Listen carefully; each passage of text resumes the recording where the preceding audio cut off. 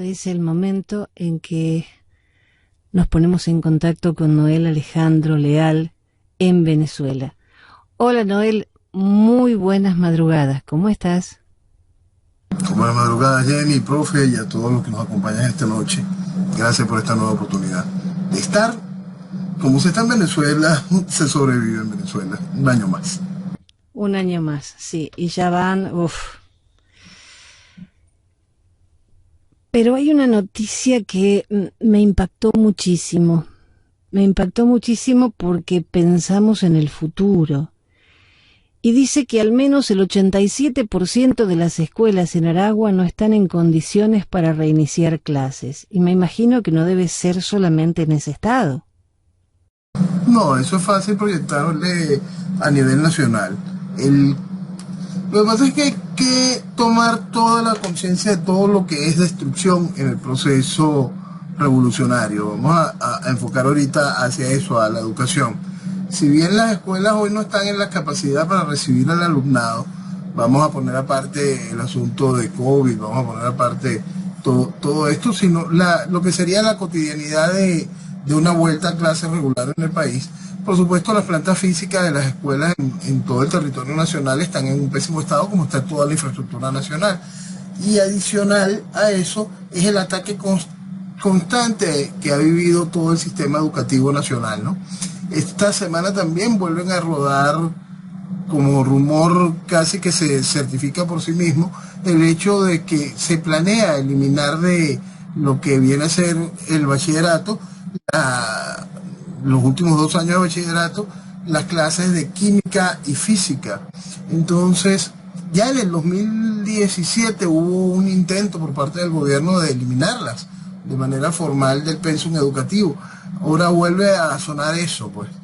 Entonces, fíjate cómo sumamos la destrucción de la planta física, la inviabilidad de poder hacer un retorno a clase mínimamente funcional, y con el adicional de todo este proceso de embrutecimiento de la población, de embrutecimiento del mañana, haciendo que el joven venezolano tenga muchas menos capacidades y entre en un proceso total de pauperación general del país, y que no tenga ni siquiera las herramientas para el mañana poder decir: con estas herramientas de mi educación puedo ayudar a fomentar el proceso de construcción de la sociedad. La revolución educativa es un proceso de destrucción general. Entonces, más allá del daño que ha hecho el gobierno con todos estos asuntos de las misiones que han ido, y dígame, las misiones de carácter universitario, que han ido generando una cantidad de desastres, de gente que cree que estudió y que tiene algún tipo de capacidad certificada, vemos todo esto en cada uno de los renglones. En este caso, de lo que vendría a ser primaria y bachillerato, por supuesto van a encontrar exactamente lo mismo.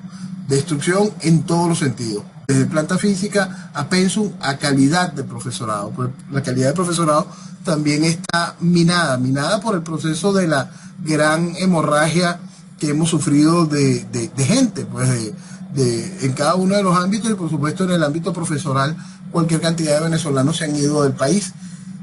A eso hay que sumarle también un proceso de esa formación de deformadores, ¿no? Nosotros tenemos muchísimos años, y esto es un punto bien interesante a tocar para la construcción del mañana, generando un profesorado sin las capacidades correctas, ¿no?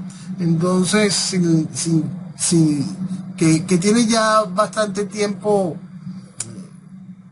Es un problema viejo, pues es un problema viejo que tenemos en ese sentido. Un profesorado que viene teniendo grandes deficiencias. Entonces, a eso hay que sumarlo que tenemos durante muchísimos años un proceso donde ese profesorado perdió la conexión o el músculo general para poder buscar no las constantes reivindicaciones que durante los tiempos de la pseudodemocracia consiguieron, y que en realidad no redundaron en la calidad de la educación que prestaban, pero sí redundaban a su tranquilidad, y eso mal que bien traía algún tipo de beneficio. El mañana cuando enfrente el país la oportunidad de reconstruirse, es muy importante que ese profesorado se vuelva a centrar en cómo aguantaron y colaboraron con el proceso de destrucción de la nación antes de que empiecen a exigir reivindicaciones que serán inviables en el mañana inmediato. Entonces, la destrucción del hoy garantiza que el mañana sea muy difícil para todos los sectores del país y por supuesto también en la educación. Claro, el problema es mañana. Uno piensa qué va a pasar con todos esos chicos que no tienen educación o que la educación es totalmente deficiente. Es lo que está pasando en muchos países de América Latina, no solo en Venezuela. Y asusta. Asusta, porque para más, aparte de esa deficiencia en la carrera educativa, están los jóvenes bombardeados por una serie de situaciones que le hacen perder hasta las ganas de vivir. Digamos, hoy una encuesta que publicó esta semana El Mundo de España. En la encuesta hace un análisis de cómo el suicidio en los jóvenes es una epidemia que mata mucho más que el COVID. Y es eso, es este proceso general que ha desatado la progresía, donde van matando a la identidad natural del individuo, y lo van generando esta serie de pequeñas tribus, de pequeños nichos, donde la unión, donde la gente va y busca comulgar a través de esquemas que van lejos de la fe o de la obtención de objetivos nobles, y que simplemente son modas y tendencias. Eso va generando vacíos, rechazos, espacios donde el joven se siente, aparte de sin las herramientas para construir la vida, con una vida que no le genera ningún tipo de expectativa positiva. Entonces estamos envueltos en un proceso que hay que mirarlo con todas las aristas, y en todas las aristas vamos a encontrar que es negativo para el desarrollo del individuo y de la sociedad del mañana.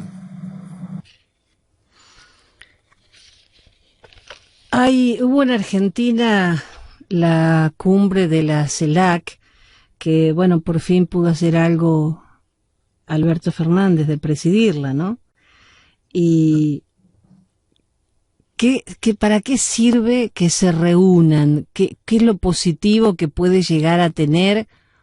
¿O es simplemente una reunión de buenos amigos izquierdistas? Básicamente es eso, y es una de las caras institucionales del viejo proceso del Foro de Sao Paulo.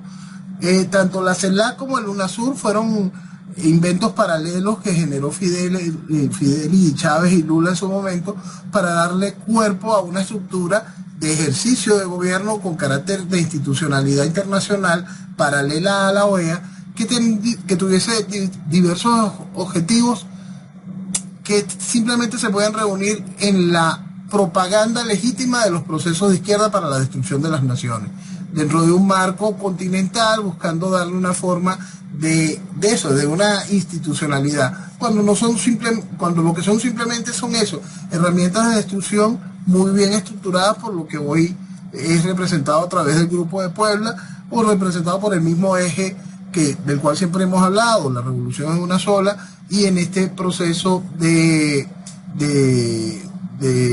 izquierda, generando cada una de estas situaciones, encontramos cómo todo el aparato de la Internacional Socialista legitima cada una de este tipo de asociaciones, haciéndolas como si tuvieran algún tipo de importancia o relevancia positiva para el desarrollo de nuestras naciones. En realidad, simplemente lo que encontramos allí y en este nuevo capítulo del CELAC es nada.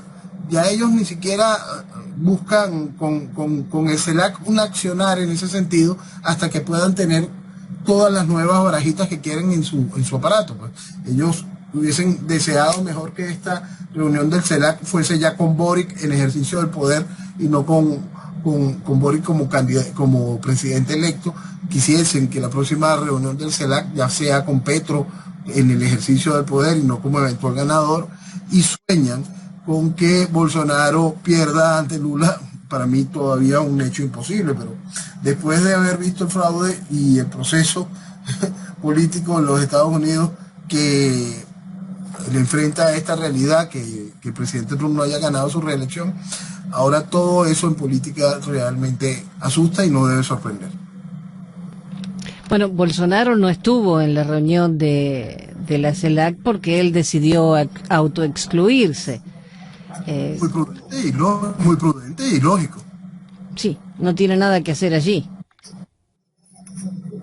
Exacto. El CELAC es eso, el CELAC, UNASUR, cada una de estas cosas no dejan de ser, sino simplemente clubes que vienen a legitimar las acciones de lo que era el Foro de Sao Paulo, de lo que es el Foro de Sao Paulo. Entonces, la posición de Bolsonaro es muy clara en ese sentido. Yo me reúno de manera institucional con los presidentes que quieran buscar el desarrollo de sus países, de sus pueblos y generar interconexiones en ese sentido.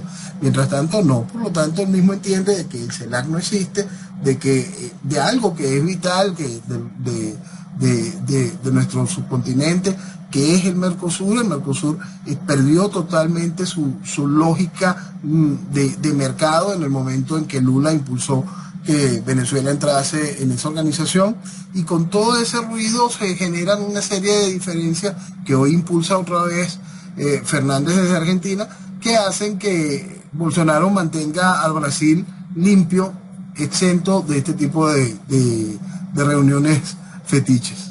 Ojalá lo pueda seguir haciendo porque con Lula presentándose a elecciones y cómo está yendo el rumbo de América Latina, da un poquitito de miedo.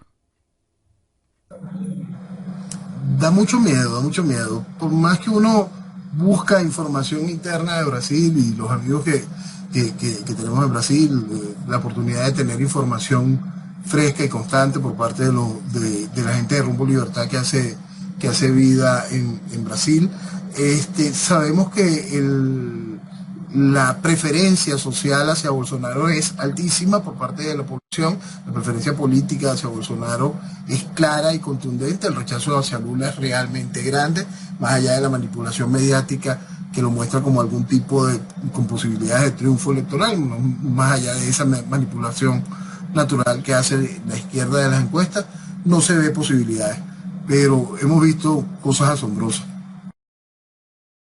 Sí, vaya que sí. Volviendo a Venezuela, ¿qué va a pasar hoy en Barinas? Oye, tú sabes que han hecho del asunto Barinas como si fuese el santo grial, algo que se pierde de vista. Todo lo han hecho para que la gente vuelva a enfrascarse en el asunto electoral. De verdad, vamos a ponerlo en perspectiva para la gente que no es de Venezuela y que pueda entenderlo. Barinas no estamos hablando ni del estado Miranda, ni estamos hablando del estado Zulia, ni estamos hablando del estado Carabobo, ni de Anzoátegui, ni de Monagas, ni de Bolívar, ni de Lara. Fíjate, no es por menospreciar Barinas. Ahí te nombré cualquiera de los estados que por distintas razones son estados mucho más representativos de importancia políticamente, económicamente para Venezuela que el mismo estado Barinas. El cuento de Barinas es que Chávez nació allí y ahí nació la revolución. Pura tontería para que se genere algún tipo de ruido y un proceso de involución tanto política como social de la nación, dándole algún tipo de valor o significativo a eso. Chávez ahí puso a gobernar a su papá hasta que el papá se murió y no importaba. Simplemente el Estado se podría y ahí estaba el viejo, más nada. Después pusieron a gobernar a un hermano de Chávez y como lo que hemos explicado, que el proceso chavista está haciendo su rompimiento con toda la estructura del paquete originario de Chávez, tanto los comandantes del 4F como de la estructura de lo que es la familia Chávez, y nada más se queda con lo que le es realmente funcional y con lo que es simbólico para poder darle continuidad a su proceso revolucionario, pero todo lo que es lastre simplemente lo aparta. Llegó el momento de salir de ese lastre inútil que era ese hermano de Chávez, te queda con algún otro, pero lo que busca el proceso es continuar su camino con lo que ellos tienen planteado. El asunto de Barinas es simplemente eso, es parte del show para mantener a la gente dentro del aparato y la idea de que existe algún tipo de posibilidad electoral para generar algún tipo de cambio en el país. Simplemente, ¿qué vamos a ver en Barinas? La continuidad del show. ¿Qué electoralmente? Mi visión es que gana a Arriaza, que viene a ser yerno de Chávez, esposo de una de las hijas de Chávez, y Arriaza viene de ser canciller de Maduro. Es decir, todo va a tener la continuidad dentro del espacio que la revolución indica. Darle peso a esto, aún si ganase el candidato opositor, es simplemente un error de visión, porque lo único que se generaría es darle cuerpo a la gran mentira electoral. Pero este señor, el Arreaza, él dijo que va a seguir lo que diga Maduro, no las órdenes de los Chávez. No las órdenes de los Chávez. Por supuesto, es lo que estamos comentando. Es un proceso donde la revolución toma su espacio de continuidad. Vamos a como aquel momento que se vivió cuando Stalin muere y Nikita llega al poder. Cuando Stalin muere y Nikita llega al poder, no hay insulto que Nikita no haya expresado sobre Stalin. Lo dijo todo. No importa, pero el partido seguía funcionando en torno a toda la figura de lo que es el proceso revolucionario y continuó el comunismo con toda la tranquilidad. Este tipo de procesos, de este tipo de evoluciones son naturales de este tipo de situaciones. Entonces, no es que la gente cree que el madurismo es algo, no, simplemente es la continuidad del proceso revolucionario. El proceso revolucionario del país se llama chavismo, pero simplemente una variante más del socialismo, y tiene sus etapas que cumplir para poder darle espacio político a las visiones de ese avance. Es como tengo que deslastrarme de una gran cantidad de cosas que Chávez comenzó en el proceso de destrucción y darle espacio al nuevo camino hacia la destrucción con los nuevos operadores y con la visión que marca el tiempo y el momento. Claro. Estaban hablando hace unos meses atrás de la fortuna de María Gabriela Chávez, que Forbes había dicho cuánto era, después desmintieron que Forbes no dijo nada. Es mucho dinero. Es muchísimo dinero. Y es parte de lo que hemos comentado de por qué se llegan a ese tipo de fortunas en manos de las tiranías que toman los países. Es muy importante para este tipo de tiranías generar no esa fortuna, sino impedir que el capital entre de manera lógica al país. Si bien es dinero que pertenece a la nación, el asunto es que si entra en la nación, entra en el proceso económico de la nación, trae los beneficios propios de eso, y cuando hay bienestar real, no bienestar condicionado, ese bienestar real busca la consecución de la libertad. Cuando no existe ese bienestar real, cuando el bienestar es condicionado, como lo que se está haciendo ahorita, lo que tiene es una sociedad sometida. Por eso es que cuando Gaddafi muere, lo aniquilan y lo destierran, se quedan guindando 200.000 millones de dólares que estaban en manos de sus familiares. ¿Por qué se habían robado todo eso? Sí, por supuesto se lo habían robado, pero no era tanto para el goce o disfrute personal o el gran robo, simplemente es para evitar que eso entre en el cauce económico de la nación y que la nación tenga algún tipo de capacidad lógica independiente para responder.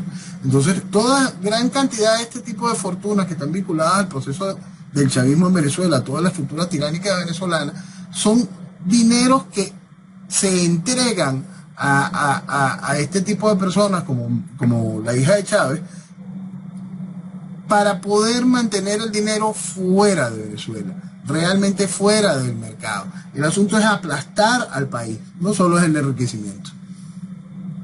Y vaya que lo han logrado. Esa es la idea desde el principio. Por eso es que cuando hablábamos sobre lo robado en Venezuela, siempre se puede hablar con total tranquilidad de el robo más grande que ha habido y habrá en la historia de la humanidad. Hay que entenderlo, en el tiempo moderno hay que poder multiplicar por una gran cantidad de planes Marshall, hay que entender la cantidad de miles de millones de dólares que entraron. Son centenares, son una cosa simplemente absurda, no es calculable. Y cuando se ve lo que quedó en el país, cuando se ve lo que se ha utilizado en la estructura de la promoción del esquema revolucionario a nivel global, se entienden muchas realidades, realidades que quieren ser negadas todavía, realidades que tienen que entenderse dentro del marco de un proceso revolucionario, dentro del marco de un proceso ideológico. Sacarlas de eso y nada más dejarlas con el concepto de que es un simple robo, es de gente que no tiene ni la más mínima visión ni es capaz de poder entender lo que está sucediendo en un país que tiene 20 años oprimido en un proceso socialista y menos comprender lo que está sucediendo a nivel mundial.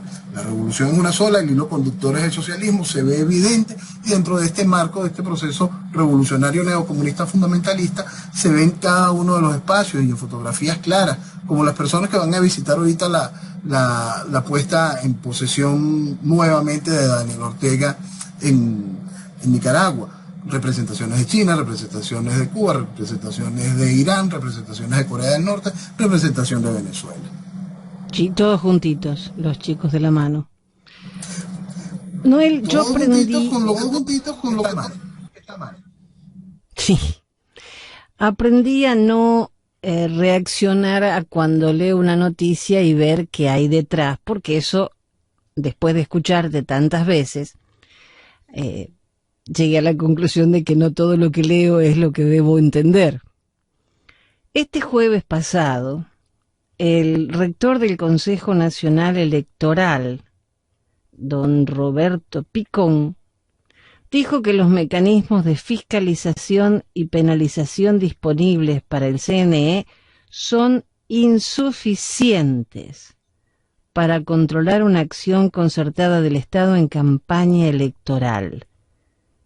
¿Qué hay que entender con esto? Busca una excusa para poder decir que el CNE es incompetente frente a su propio terreno y que las cosas que haga el gobierno, simplemente el CNE no tiene las capacidades para poderlo detener, pero el resultado en sí, el proceso técnico, la evaluación, sí será la correcta y el voto será el respetado.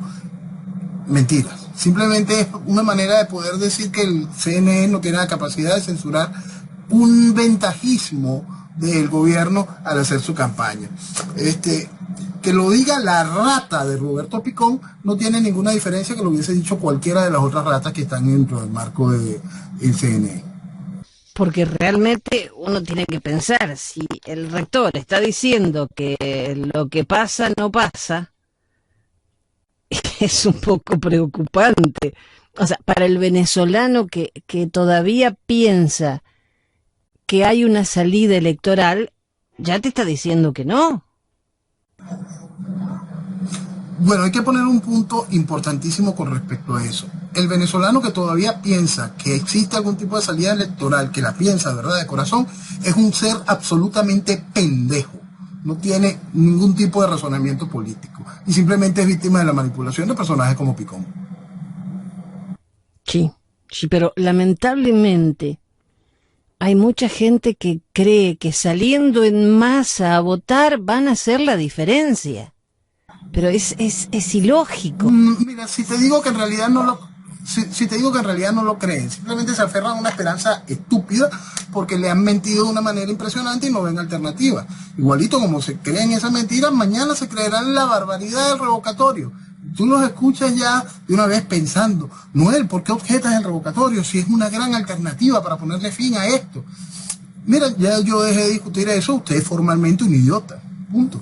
Entonces, todavía que exista alguien que tenga frente a este proceso, frente a esta realidad, frente a estos 20 y tantos años, frente al avance, frente a la evidente traición constante por parte de los representantes de oposición, que todavía alguien maneje dentro de su capacidad intelectual o de su necesidad de querer mentirse, el creer que en la vía electoral existe algún tipo de oportunidad para detener esta desgracia, es un imbécil. De verdad, es alguien que ya su pensamiento político, su opinión política está totalmente viciada por la estupidez. Simplemente es eso. Sí, y escuchás, por ejemplo, a este señor presidente encargado, ¿no? Que ahora le prorrogaron por hasta el 31 de diciembre de 2022 su presidencia de juguete. Bueno, como habíamos dicho desde el inicio del 2019, esto no iba a llegar a ningún lado. Guaidó jamás iba a tener la presidencia efectiva del país. Lamentablemente el Guaidó tiene una carta, pues la estructura, el Guiado Sucombo, Leopoldo y esta gente, tiene una carta que jugar, el hecho de que al desconocer el gobierno de Maduro, hubo que reconocer a alguien para colocar algo de los activos en el exterior. Lastimosamente, como hemos repetido en más de una oportunidad, desde el principio no se hizo lo correcto. Colocar tanto juntas directivas a JOC, cada una de estas cosas que en sus fondos tutelados, lo hemos explicado en más de una oportunidad, para evitar que esta estructura tuviese acceso a esos fondos, porque eso es lo que iba a generar ese vicio, pues. Y el vicio está allí, y tienen cómo repartir ingentes cantidades de dinero para poder mantener un espacio donde puedan jugar con ese dinero. ¿Qué hay con respecto a esta jugada y esta discusión que le permite al Guiado, de acuerdo al librito ridículo, a hojas sueltas del librito ridículo de la Constitución, seguir como presidente interino de una Asamblea Nacional que cumplió su periodo ya hace casi 2 años? Mira, nada de esto tiene algún tipo de componente lógico o legal. Tenemos a una gran cantidad de juristas e insignes diputados diciendo cualquier cantidad de disparates que no tienen fondo o razón lógica dentro del proceso político nacional. Más allá de que quieran buscar algún tipo de justificación política dentro del marco de la democracia, que si lo hubiese, uno la pudiese acompañar, hay que partir desde el punto inicial de que no existe la democracia. Hay que partir del entendimiento de que se encuentra usted en un proceso revolucionario y que no hay Estado de Derecho en Venezuela desde 1999. Hay que partir con el concepto claro de que esta ridícula Constitución no puedes tomar libritos, articulitos sueltos para poder defenderte contra ella. Si la tomas como es, te darás cuenta de que simplemente está hecha como camisa de fuerza para la población y como látigo de la tiranía. Y esa camisa de fuerza es la que ejecuta este gran número de insignes juristas al pretender seguir vistiendo de legitimidad un aparato que nunca debió haber existido, más allá de los 30 días que tenía para llamar al proceso electoral desde el momento en que se juramentó una presidencia encargada. Porque ese es el objetivo del artículo constitucional que le permitió al Guiado tener este cargo y haber armado todo este concepto del interinato. Entonces, mientras tanto, ellos siguen jugando sus discusiones eternas, discusiones que nacieron desde el mismo proceso que dio pie al interinato, un gobierno colegiado donde gobierna el Parlamento. Y mira, es realmente ridículo lo que estamos viviendo hoy como nación, y por eso es que es muy importante tener el punto claro de algo que también hemos conversado. El nacimiento de todo este concepto del interinato es porque hubo un proceso de usurpación, de vacío de poder, el cual dio la posibilidad de que naciese esta figura que tenía que haber cumplido su propósito en 30 días. Todo este gran entramado judicial, leguleyerista, que ha hecho posible la permanencia y la renovación de cada uno de sus títulos, es complementando ese esquema de que hubo un vacío de poder y la presidencia como tal está usurpada. Pero el asunto es que esa misma estructura política que está bajo ese esquema, promoviendo y manteniendo la estructura del interinato, ya ha participado en procesos electorales manteniendo al presidente en ejercicio que están reconociendo. Y no solo eso, sino que van a llamar a un proceso revocatorio del presidente que supuestamente no está y por lo cual tú tienes ese cargo de presidente encargado. Señores, eso se llama estafa. Señores, eso es un delito. Eso tiene que quedar muy, muy claro. Si el régimen chavista decidiese ir en contra de ellos por esa estafa a la nación, una estafa constitucional, lo tendrían todo muy claro, muy sencillo. No lo hacen porque les conviene, porque es un gran beneficio tener a esta payasada ahí ayudándote a vestirte de democracia, demostrar que vas a poder conseguir la reinstitucionalización a través del proceso de revocatorio y tener de nuevo todo un proceso real de ejercicio de poder. La gente no termina de entender que cuando llegó el Guiado al 2019, no solo permitió a Maduro terminar con un periodo irreal, que era aquel periodo que nació de la estafa previa del año 2013, sino ha hecho posible que Maduro, con la gran estafa del 2018, siga manejando el destino de la nación, que el chavismo siga destruyendo de manera democrática a la nación, gracias a eso. Entonces, El país tiene que darse cuenta y terminar de comprender que existe una estructura que va más allá aún del guiado y su combo, que va más allá de toda esa estructura política de oposición, que está en todo este centro académico y comunicacional que le sigue dando soporte a esta gran estafa a la nación.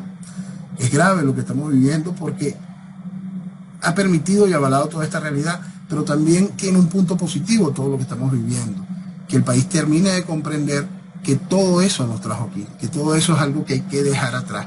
Estos grandes nombres del derecho también nacional han permitido esta serie de barbaridades, como el mismo proceso constituyente del 99, obviar la sentencia del magistrado Martín Urdaneta en aquel momento con respecto a aquel cuento de las firmas planas para el revocatorio, permitir la modificación del artículo 72 del referendo revocatorio del año 2004 por una interpretación que, si bien es lógica, no va en contra de lo que dice el librito ridículo de manera taxativa. Cada una de este tipo de cosas han sido aupadas por este tipo de personajes. El país tiene que terminar de comprender que han hecho muchísimo, muchísimo daño, y si se les da la oportunidad, seguirán haciéndolo. La Deutsche Welle sacó un artículo muy interesante que habla de que la incidencia de Guaidó es prácticamente nula, y toma comentarios de Félix Seijas, analista y profesor de la Universidad Central de Venezuela. Y este señor habla de que parte de la oposición dejó de creer en Guaidó y sugiere que puede estar el resurgimiento de Enrique Capriles. ¿Otra vez? Felicia es una encuestadora, tiene una compañía encuestadora que en algún momento tuvo algún nombre más o menos reconocible y bueno, está al servicio del mejor postor, en su caso, la estructura de Capriles. Por supuesto que tiene una gran verdad porque es una verdad absolutamente lógica. El país, por supuesto, no cree en Guaidó, no cree en nada de esto, pero es el mismo país que hace 2 años se volcó a las calles por Guaidó. Porque el gran problema está en el entendimiento político del venezolano y comprender la dimensión del problema. Si el venezolano tuviese algo de entendimiento de la dimensión del problema, jamás hubiesen seguido semejante estupidez. Por supuesto que Guaidó no tiene ningún tipo de respaldo popular y por supuesto que no hay un tipo de respaldo político por parte de su propia estructura, por parte de la propia estructura política que ejerce de oposición. Y hasta dentro de su propio partido tendrá los mil enemigos, que no es cuestión de enemigos, sino que simplemente no me diste todos los reales que le estás dando al otro, no me pusiste a ganar plata donde pusiste a ganar plata a otro. Es un problema tan increíblemente mezquino de miserias humanas que es lo que trae en fondo la discusión de toda esta situación. Lo cierto es que es una situación que nunca se debió haber puesto en práctica porque simplemente daña aún más la imagen del país y hace que el país se encuentre bajo esta camisa de fuerza. La realidad, sí, nadie quiere a Guaidó, sí, nadie quiere a Maduro. La realidad es que hay todo un país despegado de lo que se está haciendo en política. Porque la política que está es una política de ficción, es una política que lo único que busca es darle cuerpo a la estructura de la tiranía. No es una política que busque ni salir de la tiranía ni buscar un planteamiento para la construcción del mañana. Simplemente toda esta estructura política y cada uno de estos procesos de discusión que rellenan titulares, generan análisis, lo único que están buscando es darle un espacio a una discusión democrática que no existe. Simplemente es darle espacio a la institucionalización de la tiranía con todos los mecanismos que la democracia permite.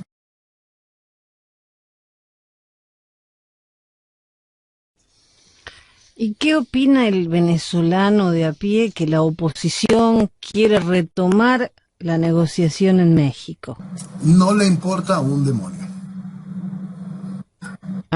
Directamente. El venezolano promedio está ocupado en sobrevivir, está ocupado en intentar ver cómo medra dentro de las oportunidades que se han abierto en el país con las distintas mafias y con esta gran lavandería que existe hoy. El venezolano intenta ver cómo resuelve su vida frente a lo que esté sucediendo allá afuera. Ya le han hecho entender de que Maduro está ahí, que Maduro se quedó. Y que aquellos van a seguir robando y de vez en cuando dejan caer algo de plata. Ya.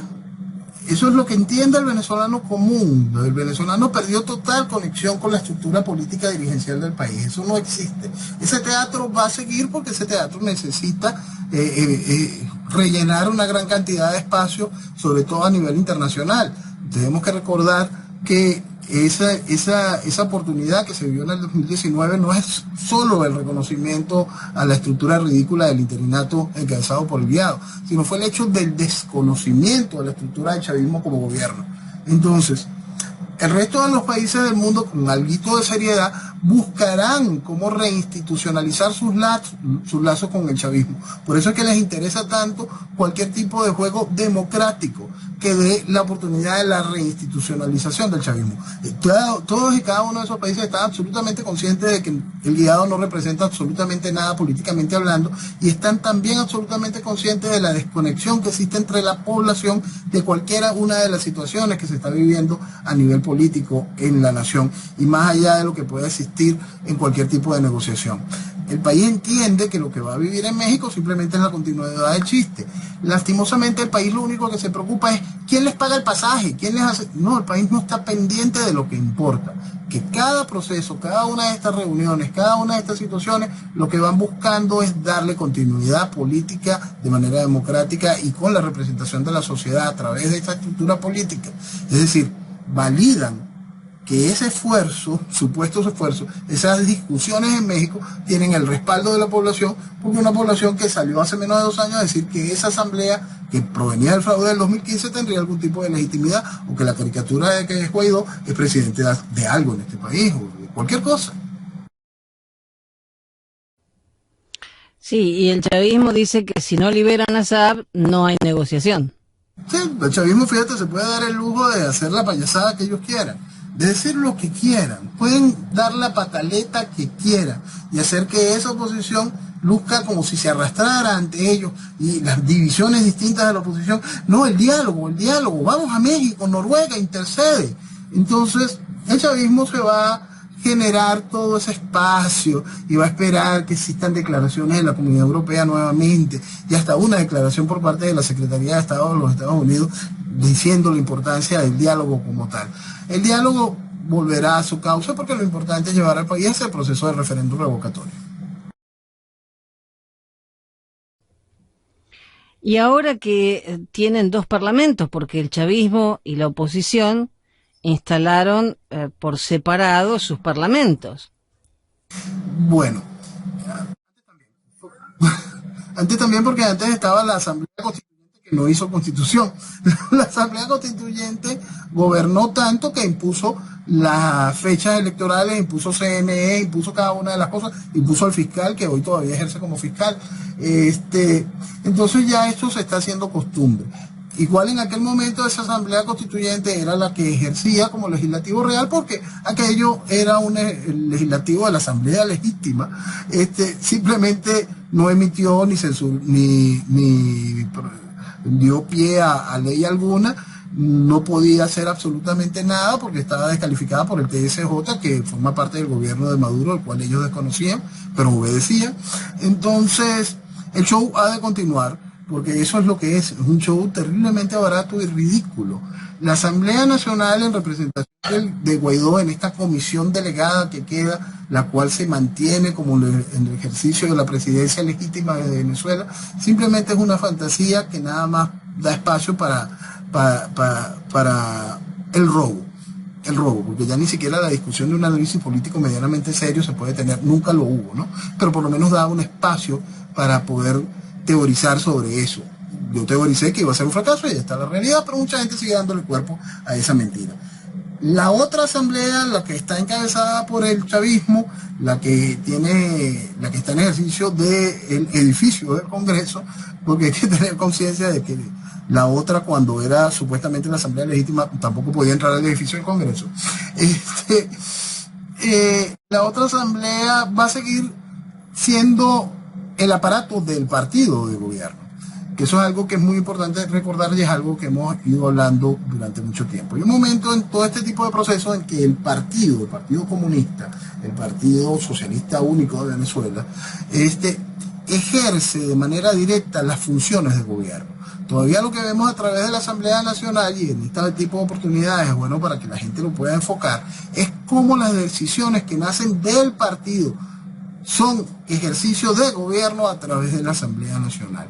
Poco a poco veremos cómo los futuros procesos a través del Estado comunal con el que sueña cualquier proceso comunista serán simplemente eso. A través de esquemas, de órdenes directas del partido se genera un proceso que da un resultado a mano alzada por cada uno de los miembros del partido que están en ejercicio de posiciones de representación popular.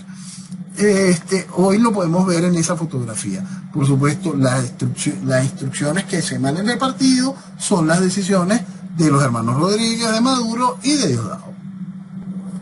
Ahora, cumplieron los dos, porque el 5 de enero debe instalarse el periodo legislativo. El chavismo en la sede del Capitolio. Y la oposición en algún ascensor. Sí, porque ya es un abuso que vayan a alquilar una sala de fiesta o trancar el espacio de una plaza y no dejar que los niñitos jueguen. Ya lo que son caben en cualquier ascensor. Claro, pero ¿qué tipo de decisiones puede tomar ese parlamento que está en Prados del Este? Seguirse repartiendo los millones que se reciben a través de la ayuda humanitaria y de los activos de Venezuela, en los cuales ellos tienen acceso. Ah, bueno, eso sí es muy importante. Dijo el presidente encargado, estamos de pie, reiterando su compromiso de enfrentar a la dictadura. Bien, ya. Dice que en ese momento alguien le quitó la silla y le estaba pidiendo, tráigame una silla, estoy de pie. Debe ser eso todo. Estamos de pie. ¿Y Maduro se va a reunir al final con Biden?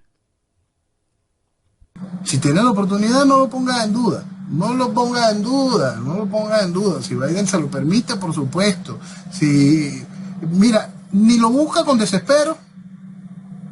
Y en algún momento se pudiese pensar que los Estados Unidos tuviese que buscarlo. Por ridículo que parezca, porque es un Estados Unidos en manos de Biden, en manos de esta estructura demócrata, y lo que se busca es el fortalecimiento de lo que está mal.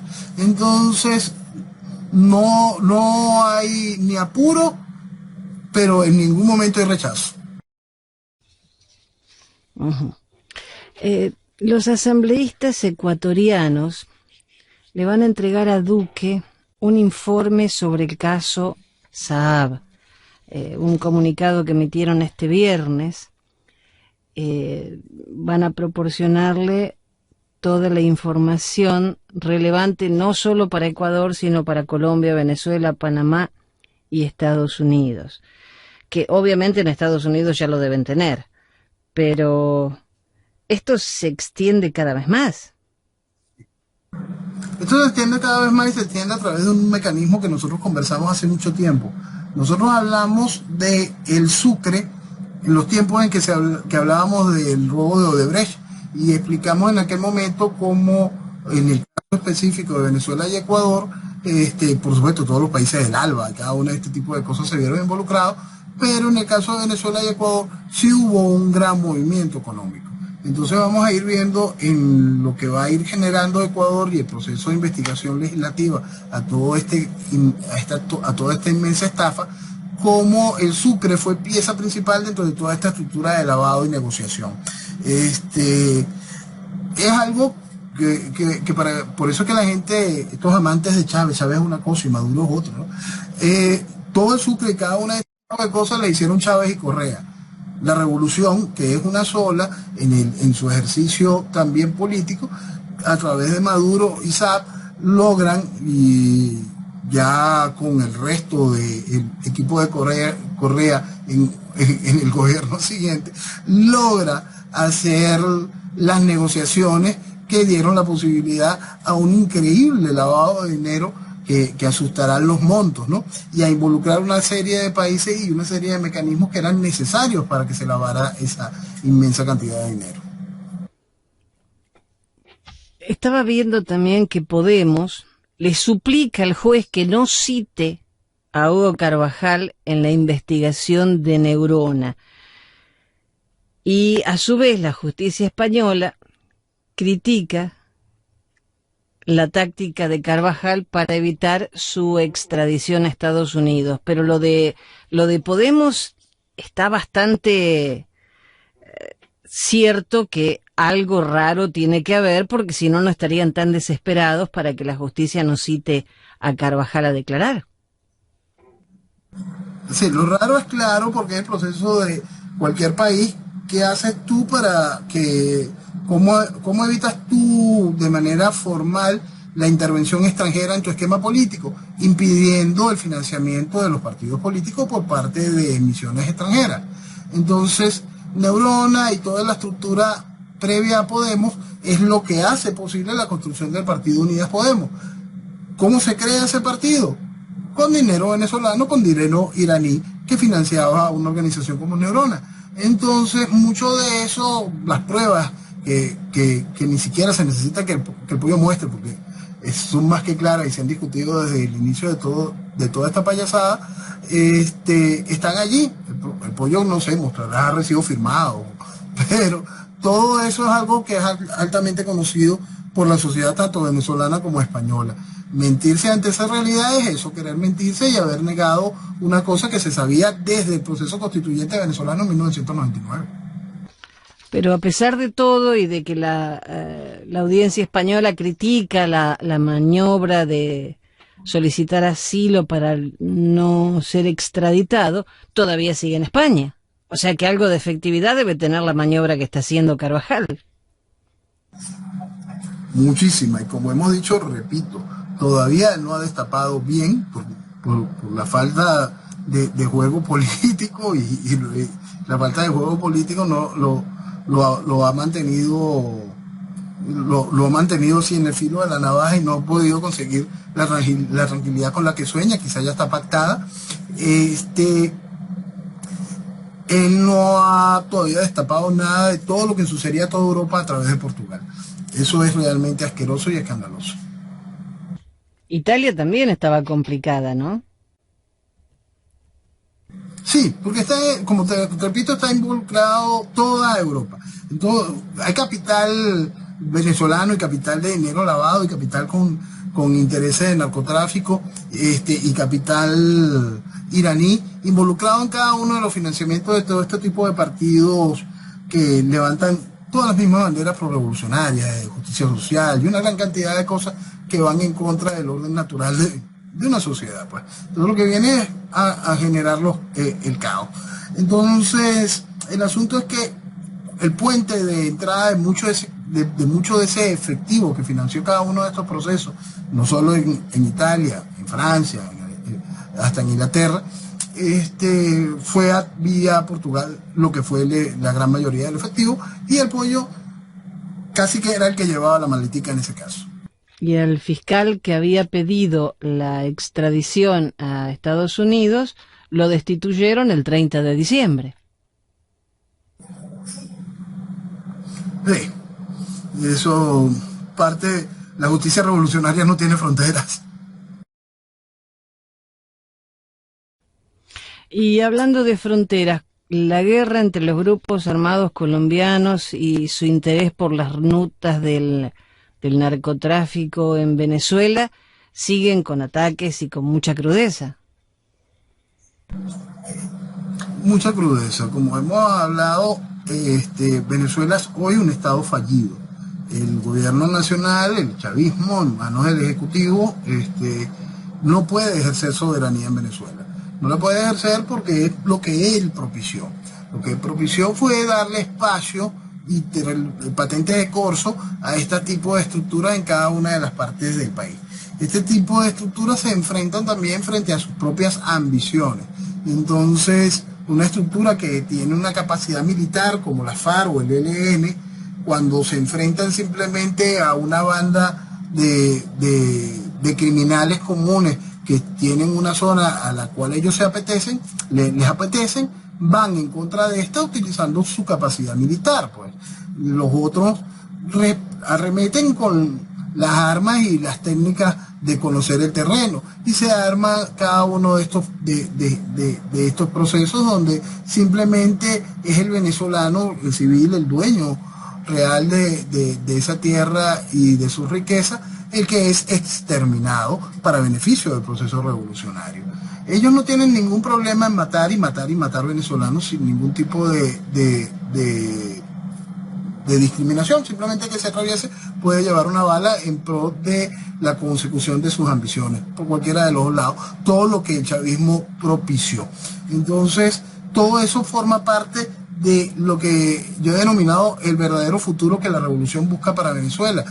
Cuando la gente se queda mirando, no, lo quieren convertir en Cuba. No, lo que busca la revolución es eso, convertirnos en Liberia, en Somalia, en escenarios realmente donde la ley no existe, donde simplemente el barbarismo es el día a día, donde la criminalidad está instituida e institucionalizada.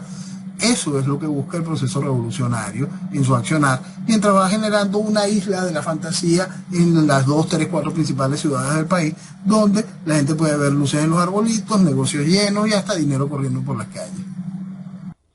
O sea que el conflicto también entre el ELN y las FARC también repercute en la frontera y obviamente en Venezuela. Repercute de las mil y una maneras. Allá abajo, a punta de plomo, y aquí arriba, en las zonas centrales del país, repercute con el lavado de dinero. Noel, estamos empezando un año y realmente lo único que deseamos es que Venezuela empiece de verdad a encontrar un camino de libertad, de soberanía. ¿Crees que este año pueda pasar algo? Pasará si el venezolano termina de comprender algo que es claro desde el principio. Esto es un proceso revolucionario. Esto no tiene espacio para las decisiones dentro del marco de la política constitucional e institucional. Esto nunca, desde el inicio, tuvo otra salida más allá de un hecho de fuerza. Pasará cuando el venezolano termine de comprender esa realidad y esté dispuesto a no comportarse como veleta y a volver a creer en cualquier otra tontería. Cuando el venezolano termine de entender que más allá de esta apatía que hablamos, de este desinterés por lo que se esté haciendo en política, sino que el venezolano entienda que es rechazar para poder obtener algún tipo de alternativa, será el momento. Si el venezolano todavía no toma esa decisión y decide seguir comportándose como veleta, la revolución continuará. La decisión del pronto cambio o de ningún cambio o el cambio a largo plazo no es la generación de una estructura partidista que busque la legitimación de espacios. No tiene nada que ver eso con la realidad cuando se encuentra en un proceso revolucionario. Los procesos revolucionarios, los procesos de las tiranías, cuando se instituyen, pasan a hechos que tienen que ser de manera fácticas sus soluciones. La realidad rumana la hemos especificado más de una vez y hay que entender ahorita todo el proceso que se está viviendo en Kazajistán, que es realmente complicado, y la cantidad de influencias que están en ese país para poder entender, por ridículo que parezca, la cantidad de influencias que se generan en un territorio como el nuestro. Allá podemos ver cómo puede ser esto un proceso falso de nuevos procesos de primaveras, ahora en un Asia Central, buscando generarle un proceso incómodo a la estructura de los países que eran de la órbita soviética, que están bajo la órbita rusa, bajo la dirección de Putin. O vemos lo que se empieza a oler más, que es una de las búsquedas de Erdogan con su sueño de un califato, ahora a través de lo que eran los pueblos túrquicos. Nosotros tenemos que entender que una nación forma parte, un país, este territorio, en el caso venezolano, forma parte de un territorio que está siendo víctima de múltiples ambiciones. Si nosotros comprendemos la importancia de nuestro país y deseamos buscar el futuro, lo primero que tenemos que comprender es que toda la estructura que está hoy en ejercicio de gobierno y en ejercicio de oposición está haciendo daño y por lo tanto tiene que ser rechazada. Noel, toda, para ese espacio. se nos ha ido el tiempo. te decimos lo de siempre. Que viva Venezuela. Buenas noches y que viva Venezuela.